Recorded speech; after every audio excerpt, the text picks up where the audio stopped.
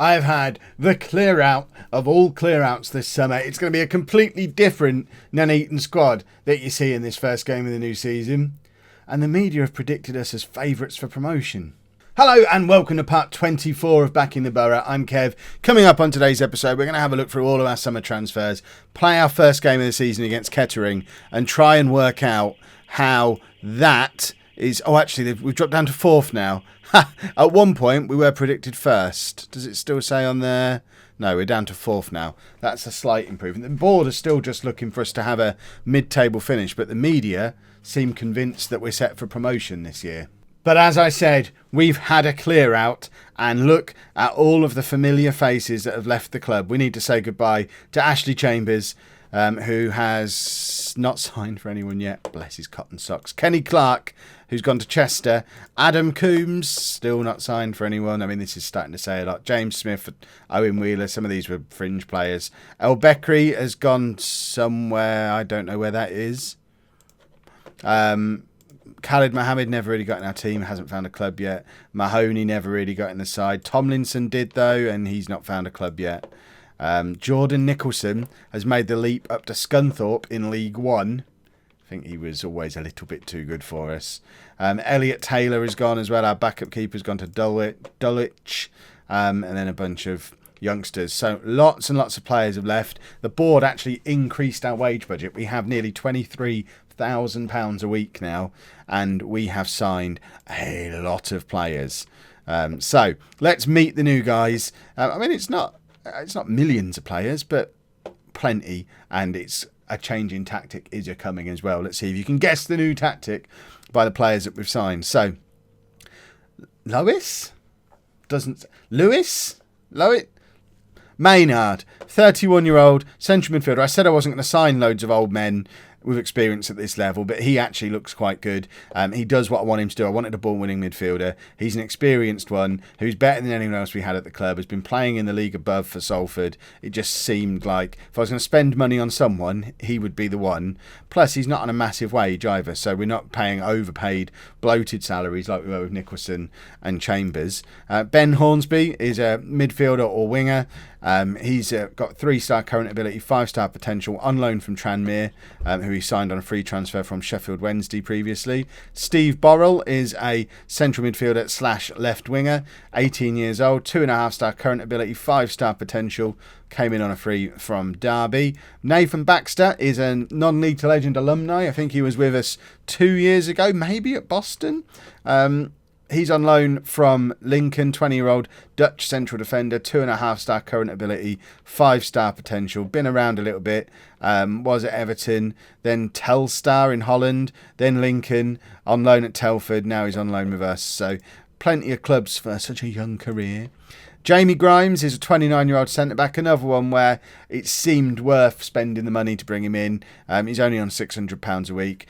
3.5-star current ability, was at Tranmere in the National League, didn't really get a game for them, hasn't really been a regular many places throughout his career, although he's got plenty of history playing in the league above, so makes sense to have a little bit of experience sprinkled throughout the squad as we've lost all of our experience. Bobby Joe Worrell Bristow has a double barrel name. I've never seen this before, but it's brilliant. 18 years old, 2.5-star current ability, 5-star potential, came in on a free from Southampton. He's a right back, I think. Is he a right back? He is a right back. Paul Tyson is a goalkeeper, backup keeper for Linus really, 23 years old, 2-star current ability, 3.5-star potential, comes in from Wickham previously at Oldham and Stockport. Johnny Smith is a left winger / left wing back, 3-star current ability, 3.5-star potential, 23 years old. He comes in from Bromley, was on loan at Hampton and Richmond last season. So for someone quite young, plenty of experience at this level or the league above. Darren McQueen, he's probably the big mistake of the summer. He might turn out to be an absolute hero, but my scouts reckoned he was a 4-star striker, and I thought, right, this is the guy. This is my replacement for Ashley Chambers. I'll give him the £950 a week he wants. And then he came in, and he's only 2.5-star current ability with no potential to improve.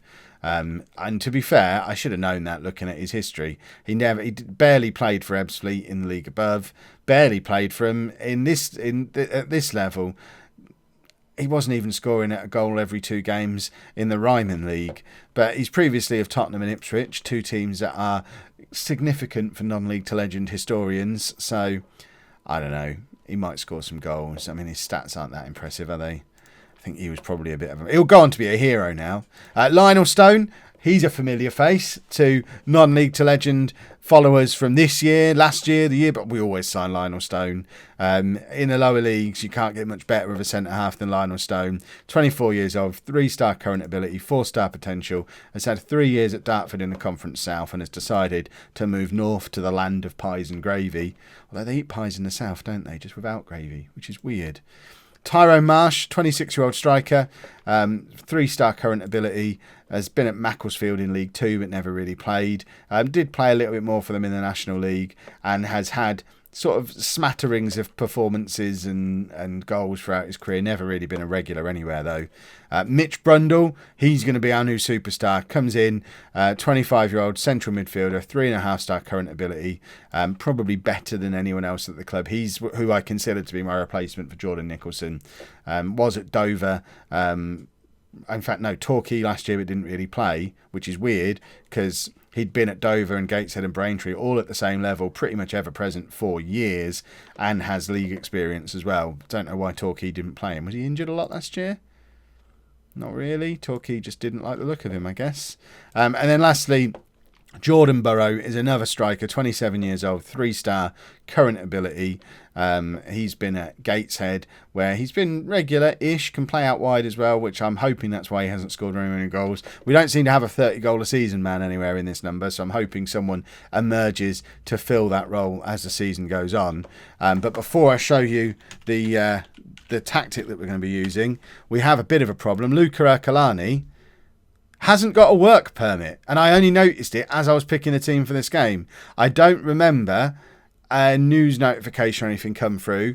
I remember when the UK left the EU and all that stuff and read all the rules, but assumed that Kalani would be okay because he was under an existing contract. But it seems when he signed his new contract, he's somehow not got a work permit. We've applied for one, but as it stands right now, our best defender from the last 2 years isn't able to play for us. If we have a look at the league rules, so these are the rules we're working under, this whole work permit system here, I think it's so confusing.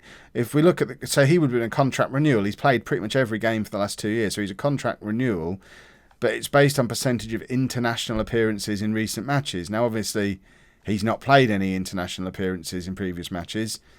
He's in the National League North. So I don't know if this means we're just going to have to let him go. He's under contract for another year, but I don't know. Is that him done now, despite being pretty much ever present for 2 years? And being under contract, we just can't keep him? Because if that's the case, that's troubling. I don't understand those work permit rules. I'm confused. But anyway, let's get into our first game of the season. We're playing... I don't remember who we're playing. Who are we playing?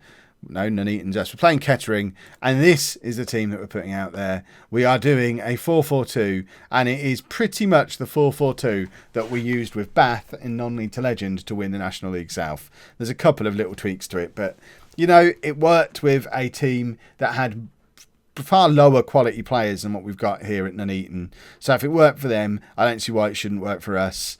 So we're going to try the 4-4-2, just on standard, flexible, with no instructions initially. We'll tweak it as we go. And these are the 11. So we're going to have Linus in goal, a back four of Anderson, Grimes, Stone and Birch. I'm glad I signed Grimes, Stone and Baxter now. When I signed him, I was just like, 4 centre-backs will be handy in case we need to go to a 3 at the back. Now it's, okay, Kalani can't play. Good job we signed 3 centre-backs who could all jump into that first team if need be. We've got a midfield of Smith, Brundle, Wheatley and Hornsby, and we're going for ball-winning midfielder and central midfielder in the centre of that midfield. And then up front we've got Burrow and McQueen. So we've got a lot of debuts today. The only players who've survived from last season are the goalkeeper, the 2 fullbacks and our defensive midfield player. Everyone else making debuts, and we're a team that's expected to start well and start pushing up towards the promotion spots pretty much from the word go, which is going to be a tall order, bearing in mind all the transfers that have taken place. But this is going to be our 4th season in the National League North. See, that alarm's just gone off to signify that really it's time we got out of the National League North. We really, really do need to be getting promoted this year. And Lionel Stone has been promoted with me from these leagues so very many times over the years, from various clubs in various different universes. He knows what you need to do to get out of this league, and he's scored for us a minute and a half into the new season to put us top of the league. Good work, Lionel Stone. Keep that up. You are my hero. I might have to get an Nuneaton shirt with Stone on the back if he carries on being an absolute superstar. Perhaps he'll be our 30-goal a season man. Stick him up front. If Ercolani comes, if we can get a work permit for Ercolani, we'll stick Stone up front. If not, I don't even know how we get rid of him. I guess we just have to release him. He's only under contract to the end of this season. He's not going to... I would say he's fairly unlikely to make his Italy debut during a year of not being able to play in the National League North. So if the only way he gets a work permit is international appearances, then I guess he's done. And we just send him back to Italy, which would be a real shame. I'm interested how this is going to work higher up. There's plenty of players playing in the Premier League and Championship who aren't UK nationals, but also don't play regularly for their country. Are they all going through the same thing? I would assume there would have been some kind of rule if you were already at a club and already playing in England when it happened, you're exempt, which you would think would meet, Kalani would meet those requirements. Not only was he with us previously, he was with Man United previously as well. So he's been in the UK for a long time, but apparently not. McQueen's just put us 2-0 up, proving that he's going to be the 30-goal a season man. After I've dissed him, it'll turn out my scouts were right all along. There's been a little bit of discussion in the comments over the last week or so about how I should really start trusting my scouts more than my coaches, because the scouts are the ones who are actually paid to go out and look for players, and they have the best judging player ability stats, and the coaches aren't really there for that. And I get that, but my response is always, yeah, but the coaches are the ones I hang out with every day.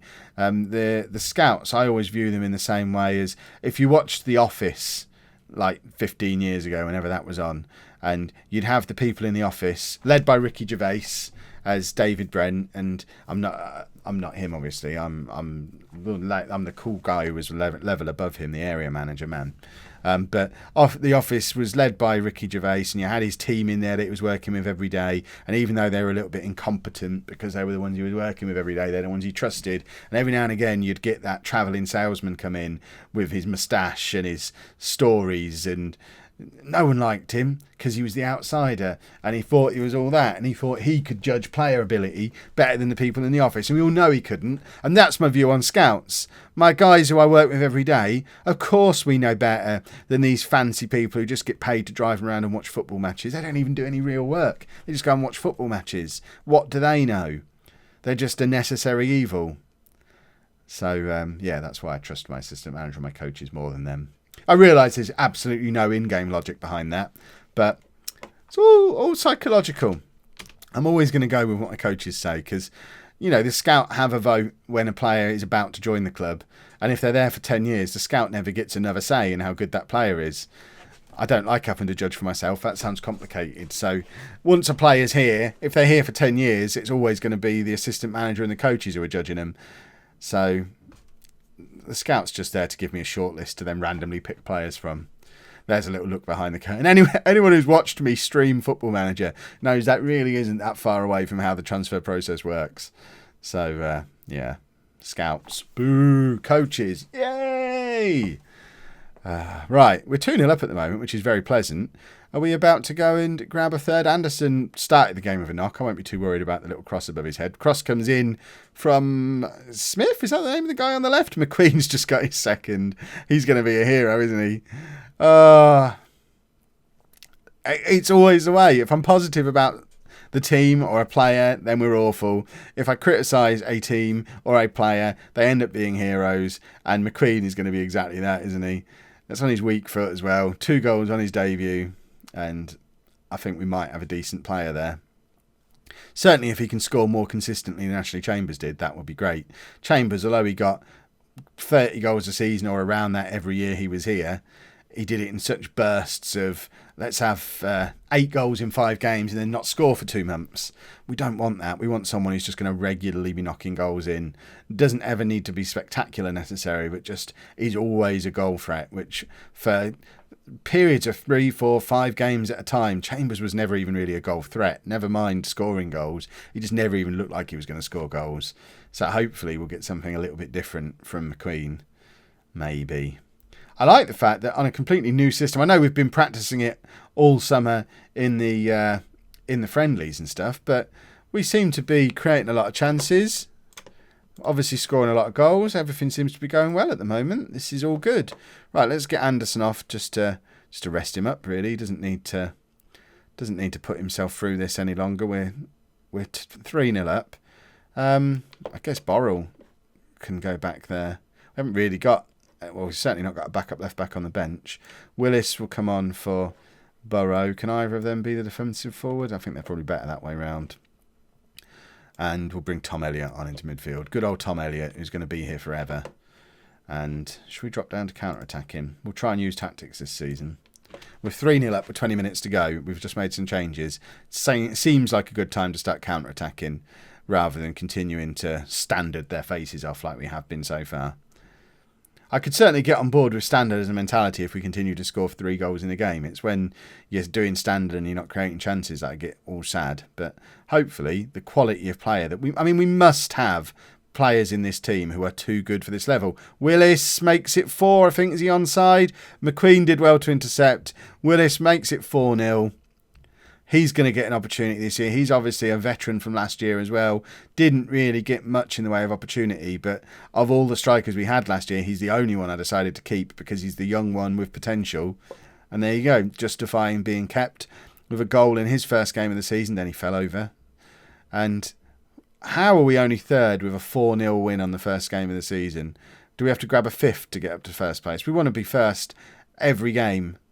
Just go first now and never leave. Never, ever leave. But Bishop, Stortford and Boston are both there in alphabetical order. I mean, that's the only reason they're there above us. Can we become the awesome borough of Nuneaton or something? I don't know. We need to begin with A so that we can be top pre-season, top all the way through. How do you do a name change? Right, Hornsby, if we can grab a goal here, that will be enough to put us top. We don't need to work out the game change. So Elliott with a weird ball forward that nobody's really chasing. And I think this is probably it. And there it is. 4-0 on the first day of the season. Lots of chances created. Lots of possession. We didn't get lots of possession. But we got lots of chances created, and that's the important thing. And that is a good start to the season. I'm so happy. If you have enjoyed that, please make sure you leave a nice big thumbs up on there for me. Subscribe to the channel for daily Football Manager videos. Remember, this week we're rotating Non-League Legend and Backing the Boro. We're just doing 1 video a day this week between Christmas and New Year. So 4 p.m. every day. It'll be Non-League Legend one day, Backing the Boro the next. That's why this is Backing the Boro today. Non-League Legend's back tomorrow. And then I'll let you work out the rest of the pattern from there. We'll be back to normal next week, though. And thank you very much for watching.